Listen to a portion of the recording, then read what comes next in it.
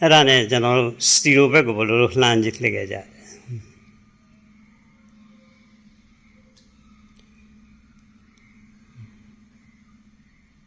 အဲ့တော့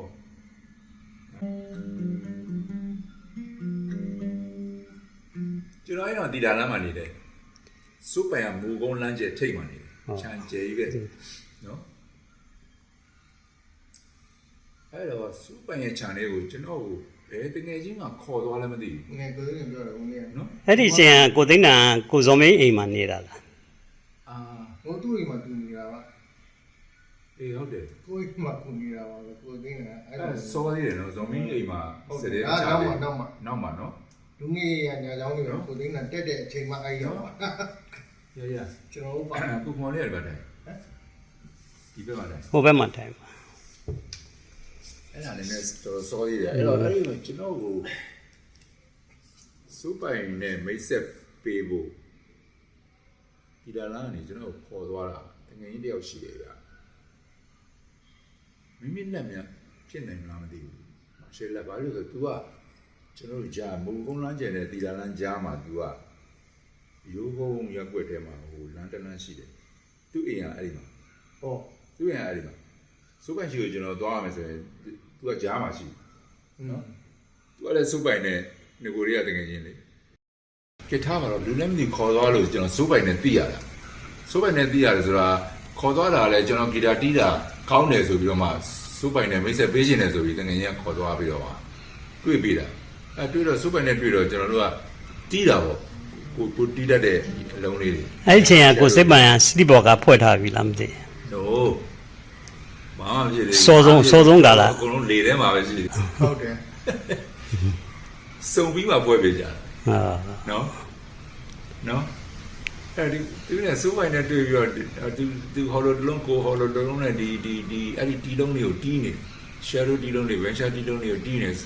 သူကလည်းကြိုက်တယ်ကျွန်တော်လက်ကိုကြိုက်တော့နေကတွဲမိရောတွဲမိပြီးတော့အဲ့ဒီကိုတခါတော်မီရဲ့ကျော်စွေဟန်ရဲ့ကျွန်တော်ပါတယ်ဟမ်ဟုတ်တယ်ကိုကမောင်လေးခေါ်လာတော်မီရဲ့ကျော်စွေဟန်ရဲ့ကိုကမောင်လေးရဲ့စူပိုင် channel ရောက်လာပြန်ဟုတ်တယ်ရောက်လာပြီကျွန်တော်တို့ ਨੇ တွေ့ပြီးကျွန်တော်တို့ ਨੇ အတူတူတကယ်ရင်းနေဖြစ်ပြီးတော့ကျော်စွေဟန် drum တီးလိုက်ဟုတ်တယ်ကျွမ်းကျင်ကြောင်းတောင်းလို့လာလေတော်မီကလည်း base ကောင်းတာဟုတ်နော်ဟုတ်တယ်ကျွန်တော်တို့နှစ်ယောက်ကလည်းဒီမှာလက်တံကောင်းနေတယ်ဆိုတာသူတို့လည်းကြားတာဟုတ်အဲ့တော့လာပြီးစူးစမ်းပြီးတော့မှမိတ်ဆွေတွေဖြစ်ပြီးတော့မှအဲ့ဒီမှာဒီဝိုင်းတီးလို့ရတဲ့သဘောဖြစ်လာတယ်လူဆုံးလာတယ်နော်ဟုတ်တယ်လူဆုံးလာပြီးတော့အဲ့မှာဖွဲ့လေးတစ်ခွဲတော့ဖြစ်တယ်ကွာဖြစ်ပြီးတော့အဲ့မှာဒီ sleep walker ဆိုတဲ့နာမည်လေးကိုဟုတ်တယ်အေးယူပြစ်တယ်ဟုတ်တယ်ထားပြစ်တယ်တက်ပြစ်တယ်ဘာလို့တက်ရလဲဆိုတော့လည်းပဲကျွန်တော်တို့လူဆုံးပြီးလို့ရှိရင်ကျွန်တော်တို့တီးဖို့ကညပါတီပွဲတွေပဲကျွန်တော်တို့ဖန်တီးတော့တာကျွန်တော်တို့ထဲမှာဒီတငယ်ချင်းတွေရှိသေးတယ်အိမ်ကျဝန်းနဲ့ခိုးစိန်လမ်းဘက်တွေပါပဲနေတာမိုက်ကယ်တော့သူ့အိမ်မှာပါတီလုပ်တခြားတငယ်ချင်းမှာပါတီလုပ်တော့ရင်းနဲ့ဒါတီးကြတော့မှလာကြတဲ့တငယ်ချင်းရင်းနှီးတဲ့တငယ်ချင်းတွေရှိသလိုကြဝေးရတကယ်ကြီးအစ်စ်တွေလည်းလာကြတယ်လေစုံလွဲတွေလေသူတို့ကစိတ်ဝင်စားတယ်လေဒီဝိုင်းကိုစိတ်ဝင်စားပြီးတော့ဗာလဲဘယ်လိုနာမည်လေးပါလေးမေးတဲ့အခါမှာကျွန်တော်တို့ကပြောဖို့လို့တော့အချင်းတစ်ပုတ်ရှိတယ်ကျွန်တော်တို့ဒီလုံးတီးနေ sleep walk share ရတဲ့ချင်း sleep walk sleep walk အဲ့ချင်းကိုကြိုက်တော့ကဲဒီချင်းနာမည်လေးနဲ့ကြိုက်တယ်ဆိုကျွန်တော်တို့ sleep walkers နော်ဟုတ်တ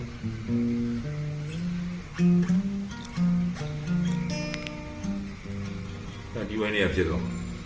ပြီးတော့အဲ့ရနေနည်းနည်းလေးကြော်ပြောလိုက်မယ်ဆိုရင်ကျွန်တော်တို့ကဟိုမှာကိုကြော်မှုလေကိုကြော်မှုရစတူဒီယိုနဲ့ကျွန်တော်တို့ဘယ်လိုချိတ်မိလိုက်လဲဟုတ်တယ်အဲ့ဒါကျွန်တော်လည်းမသိဟုတ်တယ်34လမ်းလားဟုတ်တယ်34လမ်းကြော်မှုစတူဒီယိုသူကစတူဒီယိုနဲ့ဖွင့်ထားတယ်အဲ့ဒီစတူဒီယိုနဲ့ချိတ်မိပြီးတော့ရောက်သွားပြန်အောင်အဲ့ဒါစူပိုင်တို့ contact ပဲထင်တယ် ဘာဖြစ်အဲ့ရောက်သွားတယ် ဆိုပါ ကျွန်တော်ကောင်းတယ် ဟုတ်တယ် ဒီဖွဲ့တော့ရောက်သွားပြီးတော့ဦးကျော်မိုးကစိုးပိုင်ဟိုသူရှိမှာသူစတူဒီယိုမှာအချင်းဖမ်းတာစိုးပိုင်ဆိုတာကအမှအဲ့ဒီမှာဗမာချင်းစိုးပိုင်ဆိုတယ်ကျွန်တော်တီးတယ်ကိုကျော်မိုးစတူဒီယိုမှာသံပန်းကိုတင်အေးရဖမ်းပေးတယ်သူဖမ်းပေးတယ်ကိုကျော်မိုးက secret ဒီမှာပြီးတော့ကျွန်တော်ညှပ်ပြီးတော့မှညနာပေါလာရင်းတကယ်ချောတယ်ကွာ နောက်ပိုင်းစတီယိုဖခင်ကြီးလောက်လိုက်တယ်သူက သူ smart ကြာကြာကိုဝတ်ထားတာမင်းသားကြီးတယောက်တယ်အဲ့ဒီတော့ကကျွန်တော်မှတ်မိတယ်စုပ်ပန်ဝီချင်းဆိုတဲ့အခြေဟောင်းရဲ့လက်ထပ်မင်း ဟုတ်တယ်ဟုတ်တယ်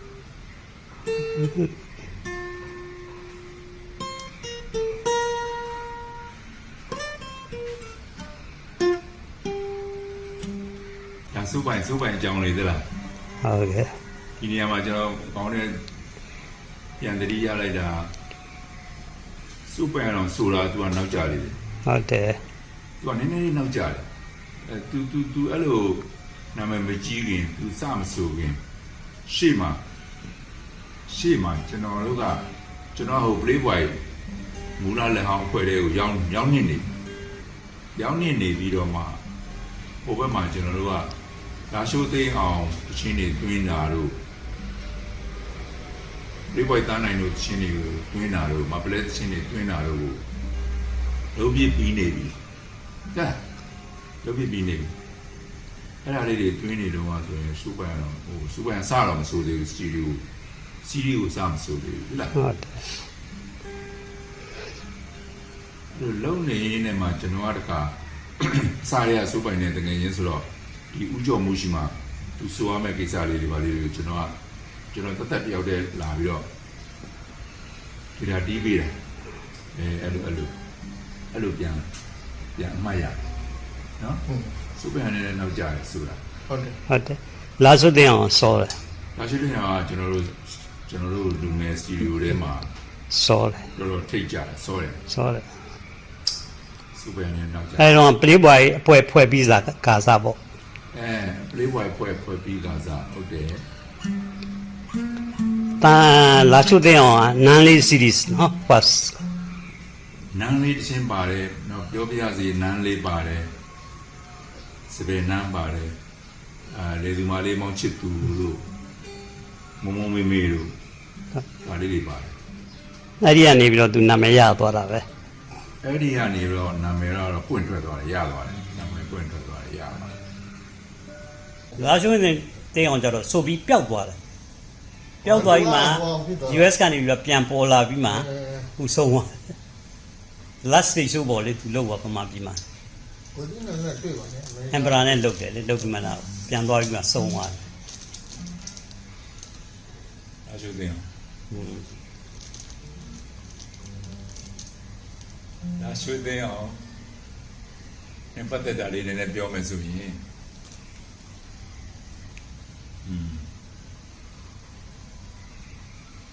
ကျွန်တော်တို့ရန်ကုန်မှာငယ်ငယ်တုန်းကနှစ်စဉ်ဒီဇောင်းနိုင်ပွဲတော်ဆိုလို့ရှိရင် ဟုတ်တယ် ဒီဇောင်းနိုင်ပွဲတော်ဟိုဒါပဲနေမတိုင်ခင်လောက်မှာကိုကိုင်းဒီကူ ဒီခုက ကမ်းမှာကိုကိုင်းကလပ်ဒီကူကမ်းမှာအဲ့ဒီကလူကြီးတွေကမန်းခရလုပ်ပြီးတော့မှပြောဝဲရှင်မဲလုပ်တယ်ချော်ပြီးဒီဝိုင်းနေပါတယ် တိုင်မ ပြိုင်ပွဲ ကိုကိုင်းကလပ်မှာဟဲ့ ဟုတ်တယ် အဲ့ဒါမှန်လုပ်တယ်တစ်ချိန်မှာဂျားပြတ်ဘာပွဲလေးလုပ်ပြလဲဆိုတော့အဲ့ဒီမှာအလက်ဆင်ထုံးဝေလို့က MC လုပ်တယ်ကွာအဲ့ပွဲလေး MC လုပ်တယ်နော်အလက်ဆင်ထုံးဝေက MC လုပ်တယ်ကိုတို့ရန်ကုန်နဲ့တခါတခြားမျိုးကလာနိုင်လဲလားတီးသမားတွေစောစောဟိုယူသွနေတဲ့ရေပန်းစားနေတဲ့၄ယောက်တစ်ဝိုင်း share လို့ဆိုဒီဝိုင်းနေမာရီမာရန်ကုန်မှာဘောင်လေးတကယ်ကြီးနေပါလေဟိုလင်ကန်မှာ လင်ဂန်တို့ လင်ကန်ခရစ်ယာန်တို့ ဝင်းဂိတ်တို့ ခရစ်ယာန်တို့ဒီဝိုင်းကျွန်တော်တို့ကအဲ့တော့ Ricky Lad တို့ပါတယ် သူတို့လည်းပါတယ် ဒီကကတော့ပါတယ်လေသူဆိုတာရော ကျွန်တော်တို့က Playboy နေနေသွားတယ် နောက်တစ်ခါ dream makers ပါတယ်သုံးခုရှိပြီနော် dream makers ပါတယ်မမီလောက်ပြောဟို sister တွေအများကြီးရှိတယ်မိန်းကလေး၃ယောက်တတွဲအဆိုအဖွဲ့တွေအဲ့တော့ဟို English တရှင်းနေ kids စားနေတဲ့အချိန်ကပြောတာ Lennon sister လို့ပါ ဟုတ်တယ် new sister ရှိတယ် Conway sister ရှိတယ် Lennon sister ရှိတယ်ဒါမှမီလောက်တခြား sister တွေလည်းရှိသေးတယ်နှစ်ယောက်တတွဲလည်းရှိတယ်နောက်ကအဲ့ဒီဆိုပြောတယ်လို့လေ Sherry ထွားလို့ပါလို့ရှိတယ်အဲ့ဒီပွဲမှာအကုန်လုံး list ပေးပြီးတော့လွတ်လွတ်လပ်လပ်ကိုကြိုက်တဲ့ချင်းလာဆိုလို့ရတယ်ဟိုမတိမတာကို talent ကိုပြပြီးတော့မှဟိုမတိမတာဒီ၄ယောက်ဒီဝိုင်းလို့ဆိုရင်လည်းရှင်းရှင်းပြိုင်နေရတာအသိစိတ်ကပြိုင်နေရတာဘယ်လိုလဲကောင်းတယ်ဟုတ်တယ်အဲ့ထဲမှာလာရှိုးသိအောင်လည်းပါဒါပြောချင်တာ ဟုတ် လာရှိုးသိအောင် ဟုတ် သူကတော့ဂီတာတစ်လုံးနဲ့ပဲတစ်လုံးနဲ့ပဲဒီကိုတော့ ဟုတ်တယ် ဆိုလိုပဲဟိုအမေရိကကဂျွန်နီကက်ရှ်တို့ပေါ့ Johnny Cash ဒီကိုတော့ hero ဟေး လာရှိုးသိအောင်ဒီကိုတော့ဟော်လိုကြီးနဲ့ဆိုသွားတာကျွန်တော်တို့ကြည့်ကျွန်တော်တို့ကတော့၄ယောက်အဲ့မှာကျွန်တော်ရဲ့ play white တန်းနိုင်ရဲ့တော်မီရဲ့ဆိုတော့ပြောတဲ့ Frankie မိုးမြင့်ကျွန်တော်ဒီတယ်အဲ့တော့လာရှိုးသိအောင်အဲ့ဒီမှာဆိုတယ်သူ live show တွေနဲတာလေးပြောပြတာနဲတာလေးနောက်တစ်ခါရန်ကုန်တက္ကသိုလ်250ရွှေရည်တု ဟုတ်တယ် ထိမှပွဲကြီးလုပ်တယ်အဲ့ဒီမှာဒီ convocation line ကြီးရဲ့ event take down မှာဟုတ်တယ်တက္ကသိုလ်ရေးလာလမ်းနဲ့ convocation line take down မှာကျွန်တော်တို့ play wire ကိုစင်ကိုစောက်ပြီးတော့မှ request all ဘိုးဘွားလေးတွေကြားထဲမှာတီးကြတယ် အဲ့ဒါဒီလိုဖောက် တီးကြတယ်မိုးလေးနဲ့ရွာတယ်အဲ့တော့ convocation library လမ်းကြီးထဲမှာအလယ်မှာလဲ beat ချက်မှာကျောင်းပြပွဲကနေအများကြီးပဲတောက်လျှောက်ပဲတောက်လျှောက်ပဲစားတော့လဲကျောင်းနေပြပွဲကနေအဲ့ဒီပြပွဲအခန်းတစ်ခါမှာလာရွှေသိအောင်စိုးနေတယ်စိုးနေတယ်အဲ့နှစ်ခုရှိပြီနော်ဆိုတော့ကိုကိုင်းကလာပါလို့ဆိုတယ်နောက်အဲ့ဒီပြပွဲအခန်းမှာစိုးတယ် သူကတကူတော့ပေါ့ အခုတော့ပဲဒီကိုတော့နဲ့ အဲ့လိုလေးနဲ့ချက်တာ မိုင်းတယ်ပဲ နဲ့ အတန်လေးအပြင်ကို ထုတ် လမ်းကိုအပြင်ကိုအတန်လေးထုတ်ထားတယ်ကျွန်တော်တို့တော့ဒီဘက်လမ်းလေးမှာဆင်လေးဆောက်ပြီးတော့ကြီးကြတယ်ဆိုကြတယ်နောက်တစ်ခါဒီဘက်မှာဆိုပြသေးလေသူဟိုနိုင်ငံခြားမသွားခင်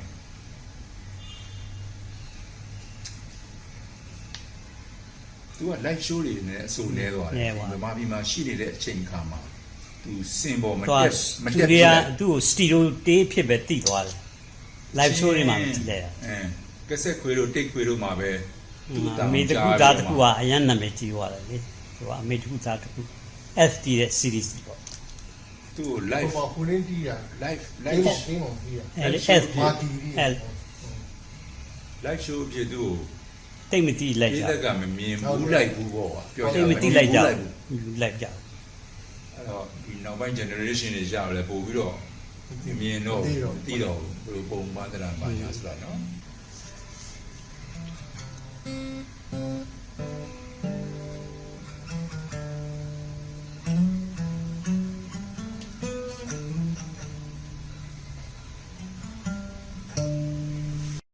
မြန်မာချက်ပြောလိုက်မယ်မြန်မာအတန်မှာကျွန်တော်တို့ local talent show တခု ဟုတ်တယ် ကိုမောင်လေးမှတ်မိလားဟိုတန်းစင်အောင်လေး အဲ့တည်းရ တကယ်ရင်တန်းစင်အောင်ရဲ့သူ Sing for You program တချင်း၅ဘုတ်လောက်သူမြန်မာအတန်အင်္ဂလိပ်ပိုင်းစီစဉ်ဟုတ်တယ် ဆိုရမယ်ဆိုတော့ကျွန်တော်တို့ကတီးပေးရမယ်အဲ့တော့ဆိုရနော် ဟုတ်တယ် အဲ့တော့ဆိုမီးအိမ်မှာပဲတိုက်တာတန်းစင်ကိုတချင်းတိုက်ပေးတယ်၅ဘုတ်ဒီထဲမှာတပုတ်က instrument တော့တီးလုံးကျွန်တော်ကတီးအောင်ပါနော် ဟုတ်တယ် အဲ့တော့ဆိုမီးမှာတိုက်ပေးနေတဲ့ဘာမှ reason တီးဖို့က reason တီးဖို့က ဟုတ်တယ် စဉ်းစားကြည့်ရတရား ဟုတ်တယ် တရားတကယ်ချင်းဟိုဘာလန် Frankie Bati နော်ဘာလန်မှာနေတဲ့ Frankie Bati ဒီကောင်လေးကကျွန်တော်ရဲ့ညီလိုပဲကျွန်တော်ကိုတော်တော် ဟောနောက်မှသင်းဆိုလို့ Frankie မျိုးမြင့် မိုးမြင့် လေးစားတယ်အကိုတယောက်လိုသူဆက်ဆံတယ်ဒါပြီးတော့ကျွန်တော်နဲ့တူနဲ့နှစ်ယောက်ပေါင်းပြီးသူက reason သိကြိုက်တာ reason ခတ်တာ ခက်တာလည်းတော့ကောင်းတယ် ကောင်းပါလေ ကျွန်တော်ရှိရလဲဟိုလိုအပ်တဲ့ court လေးတွေပါလေးတွေသူလေးလာတယ်နော်လေးလာပြီးတော့သူကပထမ playboy မူလလက်ဟောင်း present ဒီဝိုင်းဖွဲ့တော့ကသူက reason အဖြစ်ပါတယ်သူနာမည်ကမိုးမြင့် ဟုတ်တယ် Frankie Frankie Movie ဘာဒီ ဟုတ်တယ် ဘာသာရေးနာမည်ကဘာဒီဆိုတော့ Frankie ဘာဒီနောက်က Frankie မိုးမြင့်နော်မျော်လေးဥပ္ပကိတိခိုင်ကသူစဆို ဟု တာ တ်တယ်ဟုတ်စက်တာမျိုးသင်္ခါစက် မျိုးသင်္ခါရေးပေးတာသူ့ကိုရေးပေးတာသူဆိုတာ သူဆိုတာ သူတွင်းလဲတွင်းပြစ်တယ် တွင်မြတ်တယ် ကျွန်တော်အမေရိကပြန်လာမှကျွန်တော်ခောက်ပြီးတော့ဆိုတာအဲ့တော့အဲ့မှာတန်းစင်ဟိုရဲ့ PBS လောကလက်နဲ့ show ကိုစင်ကာပူ show ကို Frankie နဲ့ TV ကို Frankie လည်းကြည့်နေတယ်ဟုတ်မနေ့ပြန်ဆိုသွားပြီးတော့တွင်းကြတော့မယ် PBS မှာအဲ့တော့မှဇော်မင်းကြီးကသူကလည်းပိုးကြီးတာ ကြီးတာ ဂီတာပိုးကတိတ်ကြီးတော့ရောက်သိမ့်ကြတယ်ငါတီးမယ်ကွာငါreason တီးရှင်တယ်ငါ reason တီးရှင်တယ်ဟဲ့လားခက်ပြီကျွန်တော်ခက်ပြီအဲ့ကျွန်တော်လည်းသူ့ကိုပဲတီးခွင့်ပေးလိုက်ဇော်မင်းကြီးကိုကြွားကြအောင် ချပြရ တွားကြပြီးတော့အဲ့မှာတီးကြအောင်စတူဒီယိုထဲမှာသူ့လည်းအဲ့တီးနေသူ့အဲ့ခေါ်လေးတွေသူအလွတ်ကျက်လိုက် ဟုတ်တယ် ကျက်လိုက်ပါဟိုမှာတော့ကျွန်တော်ပြောမနေရဘူး ဟုတ်တယ် နော် ဟုတ်တယ်သူတီးရဟုတ်တယ် ပြောမနေရဘူးသူတီးပါအဲ့မှာ bass guitar ကဟိုလာတင်တီးတယ် တီး drum လို့ပါလေ ဒါကတော့ကျော်ဆင်လေးနေဟုတ် ကျွန်တော်စီးနေတယ်နော် ကျော်ဆင်လေးရှိ တော်မြတ်တီးထွက်လာဟိုလာတင် bass စီးတယ်တန်းစင်ဟောဆိုတယ်ဆိုမီဒီယာ rhythm ဝင်ပြီးတော့တီးပေးတယ် ဟုတ်တယ်ကျော်ဆင် ဆိုတော့မရဆိုမီကြီးကတကယ် professional recording မှာ present တီးလိုက်ကျွန်တော်မှတ်မိတာ နောက်တစ်ခုကျွန်တော်မှတ်မိတာ professional recording တစ်ခုကျွန်တော်စိုးပိုင်အတွက်လုပ်ဥပသိမ့်မှာလုပ်တယ် ဥပဒေစတူဒီယိုနော် ဟုတ်တယ်နောက်ပြီးတော့စုကင်းလန်အတွင်းတော့ကလည်းအီမရှိမယ် electronic machine second league ကကုံမူစာ မူစာ မူစာ first league ကကုံမော်ဂန် rhythm ကကိုစုံမင်းသူတီးတယ်တချို့သင်းတွေကြတော့စိုးပိုင်တီးတယ်သူလည်းဝင်တီးတယ်အဲ့တော့ base တီးတာကတော့ဟိုပါပေါ့လေ ရဲတယ် မဟုတ်ဘူးကိုကျော်နိုင် base ကကိုကျော်နိုင် 77 gig 77ကိုကျော်နိုင်စုခင်လာတော့ electronic machine နောက်ပိုင်းကျမှရဲရင်ဖြစ်တာ e machine ကနောက်မှရဲနေတယ် e machine မှာ first က သူတီးရ bass base ကသူတီးတာ ဇင်တယ် drum တီး နီကီဇီ drum ကတီးတယ်နောက်မှကျော်စင်တီးတယ် ဟုတ်တယ်နောက်မှကျော်ဆင်တီးရ king ဖွဲ့လိုက်သေးတယ်လေအတူကျောင်းမရ base ဟုတ်တယ် မင်းမလား king ဖွဲ့ ဟုတ်တယ် တူက drum အတူက drum တူက drum ဟုတ်တယ် domino musa က lead ဟုတ်တယ် the king မှာ the king မှာ ဟုတ်တယ် king နဲ့သူတို့ stage show တွေလည်းလုပ်ရတယ် recording လည်းလုပ်ရတယ် ဟုတ်တယ် e machine ပြီးတော့ the king ဖြစ်သွားတယ် king ဖွဲ့သွားတယ် တော့ king emission နဲ့ပြန်လုပ်ပြတယ်ကိုမကောရင်ကတော့အခု Australia မှာနော် ဘူးလေ ကိုမော်ကန်ကြီးက မော်ဂန် ကိုသိန်းတော်တို့လည်းကြီးရပေါ့ နည်းနည်းကြီးမယ်ဟုတ်တယ် ကြီးတယ်သူတို့က 3နှစ် ကို လောက် Austin တို့ဘာတို့ကကြီးတယ် 3နှစ်လောက်ကြီးမယ်